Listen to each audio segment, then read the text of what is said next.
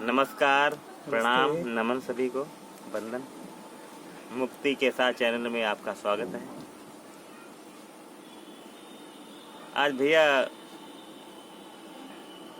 कुछ मन में अभी एक विचार उठा, तो हमने सोचा उसी पर चर्चा कर ली जाए, और वो बहुत महत्वपूर्ण भी है। मुक्ति और परिवार। क्योंकि व्यक्ति परिवार में रहते हुए मुक्त रहे या परिवार के अन्य सदस्य भी मुक्त रहें,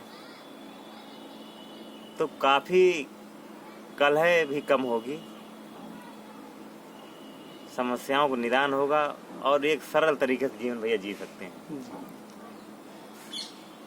अब धारणा यह है कि मुक्त होने का, मुक्ति के जैसे ही नाम लिया जाता है, परिवार के सदस्य भड़क जाएंगे कि ये पता नहीं कौन सी चीज़ है, कि ये महात्मा हो गए, घर त्याग गए, छोड़ चले जाएंगे, इन्हें कोई मतलब नहीं रह जाएगा। तो मुक्त होने के बजाय परिवार वाले भी डिस्टर्ब हो जाते हैं, और जो मुक्ति का उपाय कर रहा होता है वो भी डिस्टर्ब होने लगता है, परेशान होने लगता है। तो हमने देखा है कई जो परिचित थे, उपाय करने की कोशिश की और परिवार वालों ने जाना कि ये क्या कर रहे हैं, ये कैसे हो रहे हैं, तो उन्हें विवधान लगने लगा। तो फिर वही समस्या में फंस गए, लड़ाई झगड़ा, ये चीज़ें शुरुआत हो गई। हालांकि ये नहीं कि हम मुक्त के विचार नहीं रखेंगे कि शांत हो जाएंगे, तो उससे कहीं ज़्यादा विकराल समस्याएं उत्पन्न होंगी। लड़ाई झगड़ा कलह ये आम चीज़ें हैं, तो होती भैया। हम देखते हैं कि कहीं ऐसा मतलब स्थान, घर, परिवार है ही नहीं जहाँ कलह नहीं है। कलह से मस्तिष्क डिस्टर्ब होता है और सरल जो जीवन होना चाहिए तो वो सरल ना होकर बहुत ही कष्टदायक हो जाता है। तो कहीं न कहीं हमें आज लग रहा था कि मुक्ति में परिवार को बहुत बड़ा योगदान हो सकता है, या परिवार का भी विकास हो सकता है।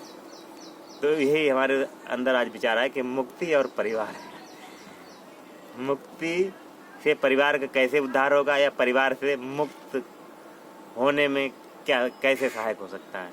तो इस पर ही भैया वार्तालाप आज करते हैं। तो भैया अपने भी विचार कुछ रखिए कि कैसे दर्शकों को भी लाभ हो और सभी को इसमें लाभ हो, क्योंकि परिवार वाले भी मुक्त रहें और जो उपाय कर रहा है वो भी मुक्त हो। सभी को नमस्ते, प्यार। जैसा कि विषय रखा गया, हम विषय पर बाद में चर्चा करेंगे।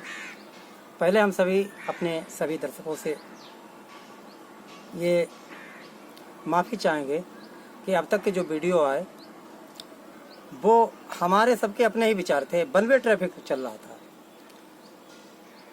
हम ये चाहते हैं कि आप सबके मन में भी कोई प्रश्न हो उसे कमेंट में पूछें।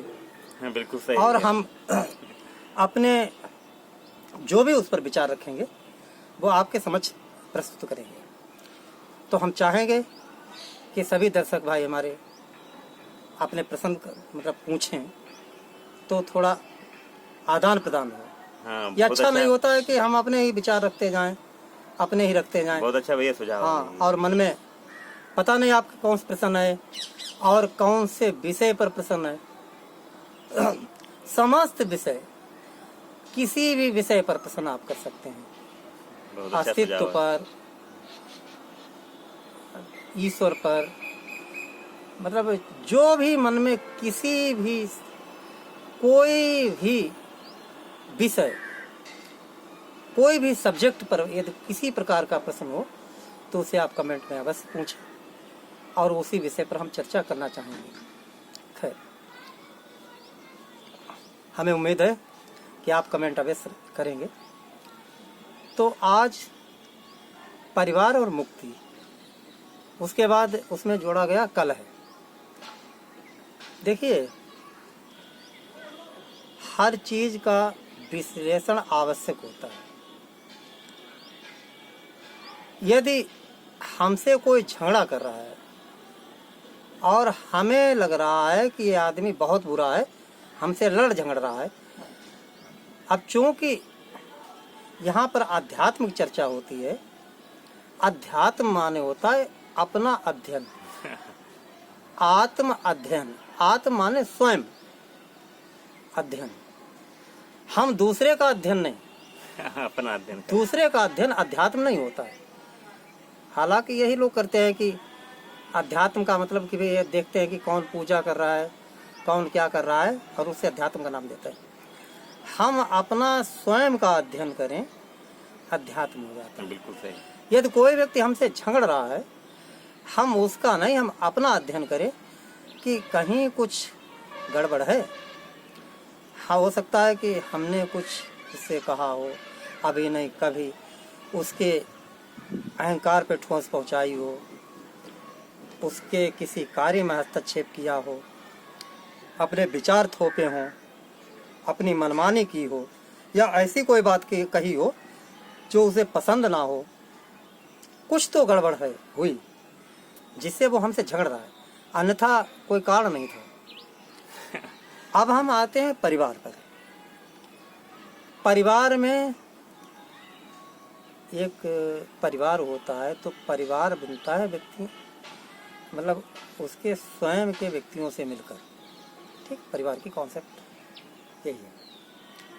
हालांकि प्रकृति में हर कोई इंडिविजुअल है, चूंकि मनुष्य एक सामाजिक प्राणी है तो परिवार की संरचना सबसे पहले हुई, फिर परिवारों से मिलकर समूह बना और समूह से मिलकर समाज बना। ये सुरक्षा की दृष्टि से अति आवश्यक था, इसीलिए इसका निर्माण हुआ। चूंकि जितने भी सामाजिक प्राणी हैं वो झुंड में रहते हैं और झुंड से उनकी सिक्योरिटी हो जाती है खतरनाक जानवरों से। ठीक इसी सिक्योरिटी, इसी सुरक्षा के लिए ये मतलब समाज का निर्माण हुआ। अब समाज में परिवार पहली इकाई होती है। समाज में परिवार जो है समाज की पहली इकाई होती है, और उस परिवार में मतलब कई स्तर होते हैं। कोई सबसे बुजुर्ग होगा, ठीक, उसके दो मतलब लड़के होंगे, ठीक, उनका स्थान होगा, तो फिर उनके लड़के होंगे, उनके लड़के होंगे, तो कई स्तर होते हैं। मान लीजिए 3 पीढ़ियां हैं परिवार में। सबसे ऊपर पीढ़ी, उसकी उम्र 60 या 70, मान लीजिए 50 से 70 के बीच होगी। फिर दूसरी पीढ़ी के लोग होंगे, उसकी उम्र 35 या 30 से 45 या 50 के बीच मान लीजिए। तीसरी पीढ़ी के लोग होंगे जिसकी उम्र 20 से लेकर 35 तक या 18 से 35 तक हो सकती है, और हो सकता है उसके बाद चौथी पीढ़ी के, यानी एक परिवार में 4 पीढ़ी के लोग हो सकते हैं, जिसमें बच्चे होंगे 1-2 साल के, 2-3 साल के, 25-30 वर्ष वाले जो जिनकी शादी हो चुकी होगी उनके बच्चे होंगे। तो एक परिवार में 4 पीढ़ी के लोग हो सकते हैं, मतलब 4 स्तर के लोग हो सकते हैं। अब कुछ धारणाएं बनी हुई हैं। धारणाएं ये बनी हुई हैं कि जो बुजुर्ग हैं उन्हें सम्मान दिया जाना चाहिए, और ठीक बुजुर्ग सम्मान की अपेक्षा भी करते हैं बच्चों से। यही दुख का कारण होने लगता है। हाँ, उन्हें सम्मान की अपेक्षा होती है, और धारणा चूंकि बनी हुई है समाज में कि उन्हें सम्मान देना चाहिए। उसके बाद बच्चे पर आते हैं। अब उम्र का अंतर होता है, उम्र का अंतर होता है, समय का अंतर होता है। जो 20 वर्ष पहले जैसी परिस्थिति हुई होगी, रही होगी, या 30 वर्ष पहले, वो आज नहीं है। आज एंड्रॉयड मोबाइल है, सीधे लाइव टेलीकास्ट बात हो रही है या सीधे रिकॉर्ड कर रहे हैं। ये 30 वर्ष पहले असंभव था, इसकी कल्पना भी नहीं थी। अपना अलग ही अलग भैया सबका संसार होता है। अब जो 30 वर्ष पहले के जो व्यक्ति हैं और जो आज व्यक्ति हैं, तो उनके विचारों में भी, क्योंकि वातावरण का प्रभाव स्वाभाविक, भाई चारों तरफ जो चीजें गतिविधियां हैं, उस गतिविधियों का सीधा इफेक्ट, उसका सीधा प्रभाव माइंड पड़ता है। तो विचार में समानता बिल्कुल नहीं होगी, हो नहीं सकती है। सामंजस्य दोनों को बिठाना पड़ेगा। जो 30 वर्ष पहले के हैं उन्हें समझना होगा कि ये नई पीढ़ी के हैं और इनकी जो दिनचर्या, जो उनकी गतिविधियां होंगी वो ठीक हमसे अलग होंगी। और नई पीढ़ी को भी ये समझना होगा कि ये 30 साल पहले के हैं तो उनकी गतिविधियां उनके अनुसार होगी, तो इन्हें उनका ध्यान रखना होगा और उन्हें इनका ध्यान रखना होगा। मगर भैया लेकिन दोनों अपना अपना ध्यान रखेंगे। हमने पहले शुरुआत में कहा था अपना अपना ध्यान रखेंगे। बहुत अच्छा। हमने शुरुआत में कहा था कि हम अपना ही अध्ययन कर सकते हैं और अपना ही बदलाव कर सकते हैं। बहुत बड़ी बात भैया। हाँ। यही सच्चाई। और अध्यात्म स्वयं का ही अध्ययन है। तो हालांकि हम कह सकते हैं सिर्फ ये बातें कि रखना चाहिए, लेकिन रखें या ना रखें ये उनके ऊपर है। उनके ऊपर है। अब हम आते हैं सीधे कलह पर। कलह की बात जो है, कलह वहां पर मतलब अधिक देखी जाती है जहां पर विचार मिलते नहीं, मतभेद ज्यादा। अब थोड़ा सा बिल्कुल स्पष्ट आते हैं शब्दों में कि देखें जहां मतलब कहीं ऐसा तो नहीं है कि हम कहीं हुक्म तो नहीं चला रहे अपने, जो जैसे मान लीजिए एक परिवार का पोषण करता है, परिवार का पालन करता है, ठीक, पालन उसका कर्तव्य है क्योंकि बच्चे उसके हैं। अब ये देखना होता है कि कहीं वो बच्चों को अपने दिमाग के अनुसार तो नहीं चलाना चाहता है। बिल्कुल सही। मोस्टली अधिकतर लोग यही करते हैं। अब चूंकि हर बच्चे का अपना माइंड होता है, उसका अपनी एक दुनिया होती है, उसका एक अपना अहम होता है, एक अहंकार होता है। वो भी बिल्कुल ये मानने को नहीं तैयार होता है कि हम किसी से कम हैं। बिल्कुल सही। तो हम देखते हैं कि हमारे व्यवहार, हमारा कहीं ऐसा व्यवहार तो नहीं है कि उसके अहंकार पे चोट पहुंचा रहा हो। कहीं ऐसा तो नहीं कि हम मनमाने ढंग से उस पर अपनी आज्ञा थोप रहे हो। इसका कारण कुछ भी हो सकता है। हालांकि माँ बाप चाहते हैं, हर माँ बाप चाहता है कि उसके बच्चे सक्सेस हों समाज में, या एक हाँ भविष्य में रोजी रोटी के लिए या अपना परिवार चलाने के लिए वो सक्सेस हो जाए। इस वजह से वो उसके ऊपर दबाव भी डालते हैं, पढ़ाई लिखाई से लेकर के अन्य सारे काम कि ऐसा ना करें वैसा ना करें, सुधारने के सारे उपाय करते हैं। लेकिन चूँकि साइकोलॉजिकल होता है, मनोविज्ञान, जो बाल मनोविज्ञान के अनुसार बच्चे की भी समस्या को समझकर, क्योंकि यदि बच्चा उस व्यक्ति का है तो बच्चा उस बड़े की ही प्रतिकृति होता है। प्रतिकृति अमेरिका में 50% गुण आते हैं जेनेटिक की। अमेरिका में एक ऐसी व्यवस्था है कि किसी पागल बच्चे का इलाज करने से पहले वो माँ बाप का इलाज करते हैं, क्योंकि किसी के अंदर कोई भी खराबी, हालांकि खराबी होती नहीं है, लगती है, तो उसका 50% जिम्मेदार उसके माता पिता होते हैं। तो भैया तभी तो कहते हैं कि मुक्त रहिए, मुक्ति के साथ जिए तो शायद रहिए। देखिए ऐसा है कि उस परिवार में, ये मतलब मैं प्रत्येक परिवार के लिए कहना चाहूँगा कि हर व्यक्ति उस बच्चे की, कोई बच्चा किसी प्रकार की शिकायत करता है या उसमें हमें लग रहा है कि ये गलत दिशा में जा रहा है, तो उसे सुधारने के या मतलब उसे सीधे लाने के लिए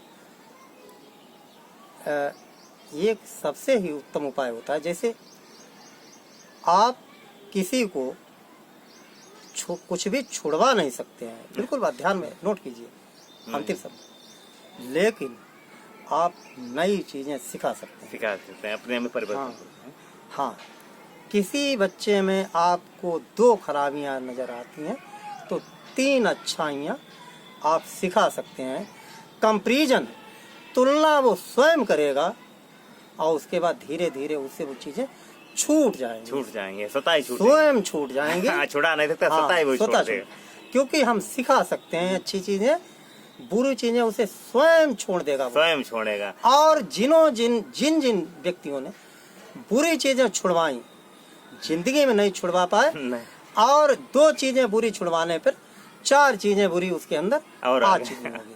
तो यही सब। यही अंतिम बात है मेरी, कि आप उसकी भावना को समझ करके आप मनोविज्ञान का प्रयोग कीजिए, ह्यूमन साइकोलॉजी, और उसके भीतर की उसे तारतम्यता बना करके, उसके भीतर की समस्या को समझ करके, और उसी के अनुसार, उसके अनुरूप, उसके दिमाग के अनुरूप उसे आप सहजता से स्वीकार करते हुए अच्छी चीज़ें सिखाएं, ताकि वो बुरी चीज़ें स्वयं छूट जाएं।